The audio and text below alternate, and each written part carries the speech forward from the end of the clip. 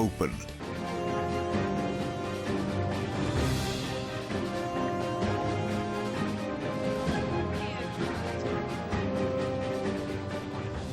जी नाजरीन, इस वक्त हम मौजूद हैं जर्मनी के दारुल हुकूमत berlin में और हम आपको लेके चलेंगे पाकिस्तान एम्बेसी berlin में, जहां पर हम गुफ्तगू करेंगे पाकिस्तान के नए तैनात होने वाले सफ़ीर डॉक्टर फैसल से और उनसे पूछेंगे हम वो तमाम तर सवालात जो यहाँ की पाकिस्तानी कम्युनिटी जानना चाहती है। जी डॉक्टर साहब, थैंक यू वेरी मच आपको हमारे लिए वक्त देने का। सबसे पहला सवाल आपसे हम थोड़ा सा ज़ाती नोयत का पूछना चाहेंगे। आप डिप्लोमेटिक करियर शुरू किया एक मेडिकल डॉक्टर होने के बावजूद, तो आई वाज जस्ट वंडरिंग कि आपने एजुकेशन अपनी एमबीबीएस के बाद इस तरफ आने का क्यों फैसला किया? बाजी को नसीब में ये लिखा था और उस वक्त ये अपॉर्चुनिटी अच्छी लगी। फिर यहाँ आप बिल्कुल ठीक कह रहे हैं, तालीम उस वक्त मेडिसिन की थी। उसके बाद कानून पढ़ा, LLM यूके से किया, एक international economic law WTO law में मास्टर ब्रसल से किया, पढ़ते पढ़ाते भी रहे इस मामले में। अब तो 25 साल हो गए, बड़ा एक तवील अरसा गुजर गया मुल्कों और बर्रे आज़मों में घूमते। बड़ा दिलचस्प रहा, बड़ा अच्छा रहा और मेरा ख्याल है कि मेरी ज़ात की हद तक तो बड़ा अच्छा फ़ैसला था। ठीक है, 25 ईयर्स आपने कहा कि आपको सर्विस में हो गए, काफ़ी लंबा अरसा होता है। तो शुरू का जो आइडियलिज्म था जब आपने ज्वाइन किया था कि चीज़ें चेंज करने के बारे में, और ये 25 ईयर्स का एक्सपीरियंस, इन दोनों के बाद क्या आइडियल्स आज भी कायम है, वो एनर्जी अब भी कायम है या कुछ कंप्रोमाइज़ हो गए? वो एनर्जी बढ़ गई जी, ठीक करने की, हालात को बेहतर करने की ख्वाहिश बहुत ज़्यादा हो गई। जब आप सिस्टम के अंदर से इसको देखते हैं तो आपको एहसास होता है कि चीज़ें ठीक करना इतना मुश्किल भी नहीं है जितना कई दफ़ा लगता है। अगर आपको अच्छी क़यादत मिल जाए, आपको गाइडेंस मिल जाए, तो ये ममालिक, ये सिंगापुर था या साउथ कोरिया था या इवन अब आप देखते हैं कतर है, दुबई, कहाँ से कहाँ पहुँच गए हमारी आंखों के सामने पिछले 15-20 साल। तो ये काम हम तो ऑलरेडी वहाँ थे और कुछ डिटीरियोरेशन हुई, जिसको मैं कबूल करता हूँ कि कुछ डिटीरियोरेशन हुई। उसकी बहुत सी रीज़न्स हैं, सिर्फ ये नहीं है कि हमारे अंदरूनी मसाइल थे, हमारे पास बैरूनी थ्रेट एक बहुत बड़ी है। हम जंगों में चले जाते हैं, उस तरफ हमें बहुत से रिसोर्सेज को डाइवर्ट करना पड़ता है। एक कॉम्प्लेक्स सिचुएशन है, मगर मुझे कभी उम्मीद है और मौजूदा हुकूमत से तो और ज़्यादा है कि हम ये मामला ठीक कर लेंगे। अभी आप जिस तरह सुनते हैं मीडिया पे, डिबेट सुनते हैं, बात सुनते हैं, उन सवालों पे बात की जा रही है जिन पे पहले बात नहीं होती थी, और ये पहला कदम है करेक्शन की तरफ कि आप इस तरफ तो आएँ कि ये मसाइल हैं और इनको हल किया जा सकता है। फिर हल करने के तरीके, मंजिल तक पहुँचने के रास्ते कई हो सकते हैं, कोई आपकी पसंद का हो, कोई मेरी पसंद का हो। जो आपको मंजिल तक ले जाए वो रास्ता कोई भी हो, उसमें कोई ज़्यादा फ़र्क नहीं पड़ता। तो अब मुझे तो काफ़ी उम्मीद है, चीज़ें बेहतर हैं। हमारे पास बहुत बड़ी आबादी है, उसको एक यूथ बल्ज है, थोड़ी सी ट्रेनिंग की ज़रूरत है। हमारे पास बहुत बड़ा एसेट है जिसके ऊपर हम काम कर सकते हैं। हमारे लोग बहुत मेहनती हैं, बहुत हार्ड वर्क करते हैं माशाल्लाह। जैसे आप लोग यहाँ पे आके कामयाब हो रहे हैं, मेहनत कर रहे हैं। हमारी जो मैं रोज़ लोगों को मिलता हूँ, आज सुबह सीमेंस वाले आए हुए थे, एक डॉक्टर साहब आए हुए थे जो पाकिस्तान में एक फिलैंथ्रोपिक हॉस्पिटल बनाना चाहते हैं। तो ये इतना पोटेंशियल है। मैं सिर्फ आज के दिन का अगर आप मेरा शेड्यूल देखें, आपके बाद भी मुझे ऑनररी काउंसिल हमारे आ रहे हैं डुसेलडॉर्फ से, उनसे मुलाकात है। तो इतनी अपॉर्चुनिटीज़ हैं, अल्लाह करेगा इंशाल्लाह we will capitalise on them. अच्छा सर, इमेज की बात आप कर रहे हैं पाकिस्तान का, हमारा इकोनॉमिकली भी ठीक है, we are going through a crisis, but एक इमेज का भी थोड़ा सा चैलेंज, आई वुडंट से कि हमारा इमेज बहुत बुरा है, but we have a challenge. और इस चैलेंज के सिलसिले में आप ऑफ कोर्स फॉरेन ऑफिस में रहे हैं, तो आपने ये सुना होगा कि यूरोप के अंदर इंडियन सर्टन NGOs की तरफ से ऐसी फेक वेबसाइट्स बनाई गई हैं 240, जो यूरोप की एक NGO ने देखी है, और उनका एक ही काम है कि वो पाकिस्तान के बारे में नेगेटिव प्रोपेगेंडा फैला रहे हैं। उसके अलावा जो RSS हम जानते हैं कि हिंदुत्व ऑर्गेनाइजेशन है, उनका यहाँ पे जर्मन चैप्टर भी है और वो फाइनेंस भी कर रहे हैं, जो मेरी अपनी ज़ाती तौर पे मेरी तहकीक है कि वो फाइनेंस करते हैं anti Pakistan protest different platforms के थ्रू। تو کیا اس طرح کی جو ایکٹیو قسم کی کمپین کی جا رہی ہے پاکستان کے خلاف، کیا یہ آپ کی اس کے اوپر نظر ہے اور اس کے خلاف بھی ہم کچھ کر رہے ہیں؟ دیکھیں، ہندوستان کے ساتھ جو ہمارا اختلاف ہے وہ تو ایک جہد مسلسل ہے، وہ 7 دہائیوں سے جاری ہے۔ اس میں ہم نے بڑی کاوش کی کہ ہم پرامن ہمسائیگی کی طرف جائیں اور اکٹھے رہنے کا کوئی طریقہ سیکھ لیں، مگر ہمارا دکھ یہ ہے کہ ریسیپراسٹی نہیں ملی، وہاں سے ایسا جواب نہیں آیا۔ پچھلے سال ہی فروری میں آپ نے دیکھا کہ وہ جہاز لا کر ہمیں بم مارنے بالا کوٹ میں کوشش کر رہے ہیں، پھر جب تک ہم نے ان کے 2 جہاز نہیں گرائے تسلی نہیں ہوئی ان کو، پھر ان کا پائلٹ بھی ہم نے چھوڑ دیا۔ اس سے زیادہ انڈیکیشن کہ ہم امن چاہتے ہیں، اور ہم چاہتے ہیں کہ غربت بے انتہا ہم سے زیادہ وہاں ہے اور ہمارے پاس بھی ہے، اس کو ایڈریس کرنا چاہیے، تعلیم کو ایڈریس کرنا چاہیے، ہیلتھ پہ ہمیں فوکس کرنا چاہیے۔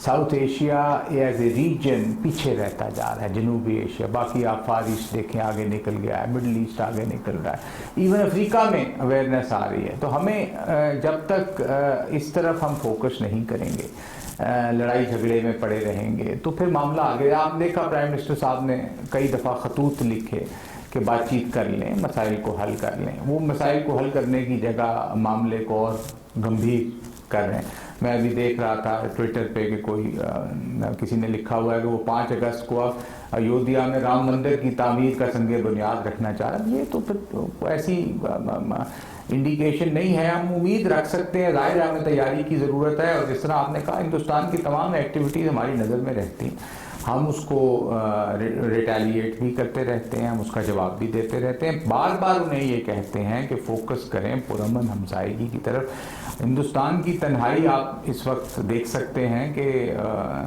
جو ان کے ساتھ تھے ایون بنگلہ دیش وغیرہ وہ دور ہوتے جا رہے ہیں، باقی ممالک نیپال میں کیا ہو رہا ہے، سری لنکا میں سارا کچھ وہ۔ اچھا ڈاکٹر صاحب، اس چیز سے ہٹ کے اب ذرا کمیونٹی کی طرف آتے ہیں، جرمن کمیونٹی یہاں پر جو پاکستانی کمیونٹی جرمنی میں چھوٹی ہے، بڑی وائبرنٹ ہے، ایز یو سیڈ کہ بہت زیادہ لوگ یہاں پر آپ سے انٹریکٹ بھی کرتے ہیں، بڑے بڑے آئیڈیاز لے کے آتے ہیں۔ میرا سوال یہ ہے کہ ڈیول نیشنلٹی ابھی تک ہماری یہاں پر نہیں ہے، جس کی وجہ سے ہم یا تو جرمن ہونا پڑتا ہے یا پاکستانی، کاغذوں میں ایٹ لیسٹ۔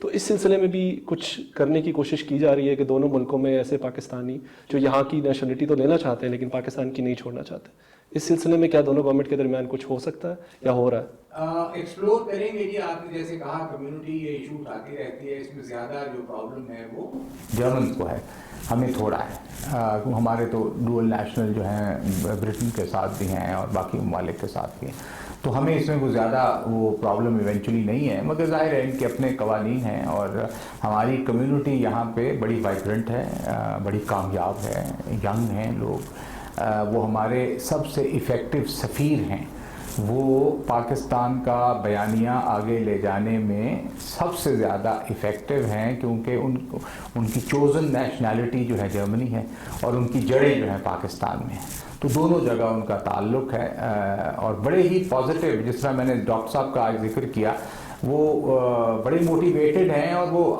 ہیمبرگ میں پیدا ہوئے ہیں اور ساری زندگی یہاں گزاری ہے، ساری فیملی ڈاکٹرز کی، اور چاہتے ہیں کہ کسی رورل دیہی علاقے میں پنجاب میں وہ کوئی ہسپتال یا کوئی ہیلتھ فیسلٹی بنائیں۔ تو یہ دیکھیں اتنی بڑی موٹیویشن ہے۔ یہ کہانیاں ہمارے میڈیا کو ناراض کیے بغیر، نیگیٹو کہانی تو فوراً آتی ہے، اتنی اچھی کہانی ہے۔ یہ صاحب جو ہیں وہ جا کر پاکستان میں اپنے پیسے سے ایک ہسپتال بنائیں گے جو کہ فلانتھروپک کام کرے گا، ایک بڑی اچھی کہانی ہے۔ وہ پاکستان ساری زندگی میں 5 یا 6 دفعہ گئے، مگر ایک جو ان کے والدین نے انہیں محبت سکھائی ہے، ان کے اندر ہے کہ یہ پاکستان۔ اس طرح کے لوگوں سے میں روزانہ ملتا ہوں، مجھے اتنا فخر ہوتا ہے، اور میری خواہش ہوتی ہے کہ ان چیزوں کو اجاگر کیا جائے۔ اچھا سر، ایک کمیونٹی کی طرف سے ہم نے جب آپ سے انٹرویو کی بات کی تو ہم نے کمیونٹی سے تھوڑا سا فیڈ بیک لیا۔ ایک بہت بڑا مسئلہ ویزاز کا ہے، آپ کی بالکل آئی ایم شیور کہ آپ کو پتا ہوگا کہ اسلام آباد ایمبیسی میں اس وقت اسٹوڈنٹ کا جو ویٹنگ ٹائم ہے وہ 1 سے 1.5 سال ہے، اور یہ بڑی یونیک سچویشن ہے پاکستانیوں کے لیے، اور اس کے ساتھ جو بعض اسپاؤس ویزاز ہیں وہ 2 سال تک لوگوں کو انتظار کرنا پڑ رہا ہے، جس کی وجہ سے شادیاں ٹوٹ رہی ہیں، اینڈ دیٹ از سیریسلی لوگوں کے ریلیشن شپ خراب ہو رہے ہیں۔ اور اس سلسلے میں پاکستانی کمیونٹی اپنے طور پہ کئی قسم کی کمپینز بھی چلا رہی ہے، ٹویٹر کمپین چلائی، فیس بک چلائی، آئی ایم شیور کہ آپ کو اس کا پتہ تو ہوگا۔ میں صرف یہ جاننا چاہ رہا ہوں کہ آپ کا اس سلسلے میں کیا موقف ہے, کیا اس سلسلے میں آپ کسی سے بات کر سکتے ہیں, گورنمنٹ آف پاکستان کچھ کر سکتی ہے یا کر رہی ہے؟ پہلی بات بالکل میرے نوٹس میں, دوسری بات حکومت پاکستان کے بھی نوٹس میں, تیسری بات ویزا ایک سوورن حکومت کا پریروگیٹو ہے. پاکستان کی مرضی ہے کسی کو دے نہ دے, جرمنی کی مرضی ہے دے نہ دے, لیکن ہم یقیناً یہ بات اٹھا رہے ہیں, جرمن حکومت کا پریروگیٹو ہے, ان کی مرضی ہے, ان کے پروسیسز ہیں, ہم ان کو یہ ریکویسٹ بھی کر رہے ہیں کہ اس کو کسی طرح ٹائم کو شارٹن کیا جائے. میں امید رکھتا ہوں اس معاملے میں جلد ہی آپ ایک بہتر خبر سنیں گے. تھوڑا کرونا کی وجہ سے چیزیں کچھ ڈیلے ہو گئی, مگر یہ ہمارے نوٹس میں ہے اور ہم اس سلسلے میں کچھ بات چیت ان کے ساتھ کر رہے ہیں. اسلام آباد میں بھی کی ہے, یہاں بھی کوشش کر رہے ہیں. امید ہے کہ اس کا کو ہم حل نکالنے میں کامیاب ہو جائیں. دوسرا ڈاکٹر صاحب, آپ ہمیں بڑی خوشی ہے کہ آپ آئے, اور سم ہاؤ آپ کے بارے میں ایز اے جرنلسٹ میرا کام ہے لوگوں کے بارے میں خبریں اکٹھی کرنا, پوچھنا, تو we always get positive news about you, کہ ہر بندہ جو بھی آپ سے ملا ہے اور جس نے بھی آپ سے بات کی ہے, ڈاکٹر صاحب سے بھی میری ایکچولی جاتے ہوئے بات ہوئی and he was also very positive. تو پہلی بات تو میں آپ سے یہ پوچھنا چاہوں گا کہ کیا وجہ ہے اور کس طرح آپ یہ مینیج کرتے ہیں کہ آپ جس سے بھی ملتے ہیں اس کو ایک پازیٹیو انرجی دیتے ہیں, ایک پازیٹیو امیج دیتے ہیں, یہ کیسے کرتے ہیں آپ؟ خلوص نیت سے کام کرتا ہوں. میرا خیال ہے بزرگوں کی دعائیں ایک ہی وجہ ہے, اور کوئی وجہ نہیں. میرے بزرگوں کی دعائیں ہیں جو کہ یہاں تک ہم پہنچے ہیں, ورنہ آپ جانتے ہیں بڑی مشکلات ہوتی ہیں. اور میں اوپن بہت ہوں, یہ میری جو مجھے کوئی ریچ آؤٹ کر لے تو مجھے کتنا بھی مشکل ہو, وقت کی قدغن ہو, میں ملاقات فوراً کر لیتا ہوں. آج نہیں تو کل مل لو, 2-3 دن میں, یا جس سے مل تو لینا. اچھا ڈاکٹر صاحب, اس سے ریلیٹڈ ایک آپ پازیٹیو ہیں, آپ کا امیج پازیٹیو ہے, آپ لوگوں سے ملتے ہیں, you are open, at the same time آپ ایک کسی آرگنائزیشن کے ہیڈ ہیں اس وقت, پاکستان ایمبیسی, جس کے بارے میں ہمیں بہت زیادہ بار یہ شکایت ملتی ہے, شاید آپ کی نظر میں بھی یہ ہو, کہ جہاں پر جب لوگ آتے ہیں, چاہے وہ پناہ گزیر ہیں, اسٹوڈنٹ ہیں یا نارمل ہیں, کہ ایمبیسی کا رویہ بعض اوقات, ایمبیسی کے ملازمین کا رویہ بہت زیادہ اچھا نہیں ہوتا. اور یہ بات ہمیں بار بار لوگوں نے بتائی ہے کہ ہمارے ساتھ بعض اوقات اچھا سلوک نہیں ہوتا. پازیٹیو فیڈ بیک بھی ہے لیکن نیگیٹو فیڈ بیک بھی ہے. تو آپ کو, میں یہ سوچ رہا تھا کہ کیا کوئی کسٹمر سروس کی ٹریننگ, لوگوں سے ڈیل کرنے کی training, since you are here, تو اس بارے میں بھی کچھ کر سکتے ہیں آپ یا کرنا چاہیں گے؟ آلریڈی اس میں کام ہو رہا ہے جی, اور میں کافی کانفیڈنس سے یہ کہہ سکتا ہوں کہ لیٹلی آپ کو یہ شکایات نہیں مل رہی ہوں گی.